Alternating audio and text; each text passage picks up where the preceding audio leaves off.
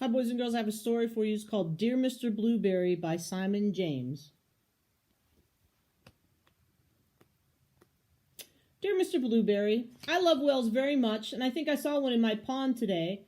Please send me some information on whales, as I think he might be hurt. Love, Emily.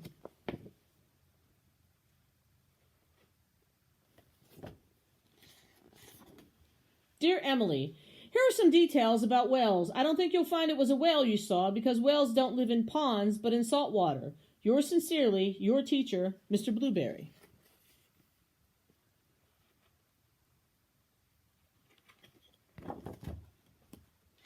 Dear Mr. Blueberry, I am now putting salt in the pond every day before breakfast, and last night I saw my whale smile. I think he is feeling better. Do you think he might be lost? Love, Emily.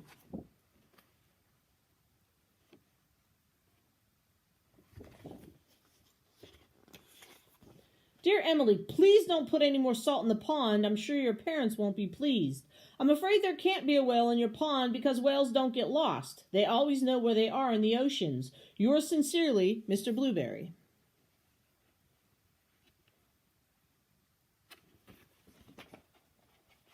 Dear Mr. Blueberry, tonight I am very happy because I saw my whale jump up and spurt lots of water. He looked blue. Does this mean he might be a blue whale? Love, Emily. P.S. What can I feed him with?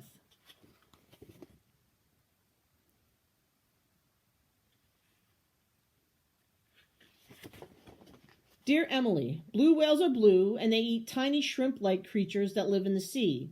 However, I must tell you that a blue whale is much too big to live in your pond. Yours sincerely, Mr. Blueberry. P.S. Perhaps it is a blue goldfish?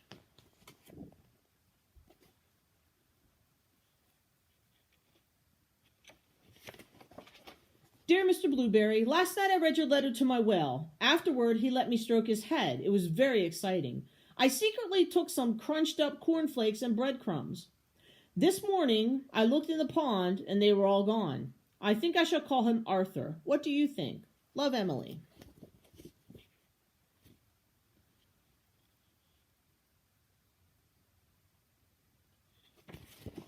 Dear Emily, I must point out to you quite forcibly now that in no way could a whale live in your pond.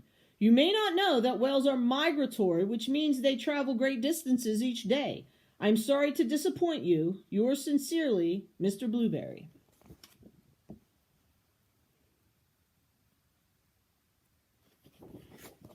Dear Mr. Blueberry, tonight I'm a little sad. Arthur has gone. I think your letter made sense to him, and he decided to be migratory again. Love, Emily.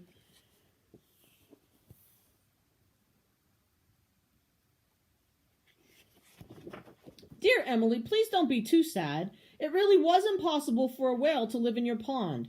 Perhaps when you are older you would like to sail the ocean studying and protecting whales. Yours sincerely, Mr. Blueberry.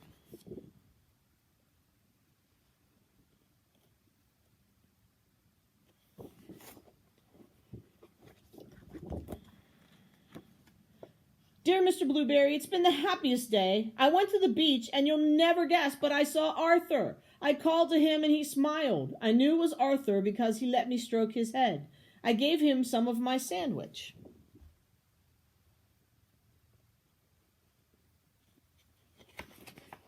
And then we said goodbye. I shouted that I loved him very much, and I hope you don't mind. I said you loved him too. Love, Emily and Arthur.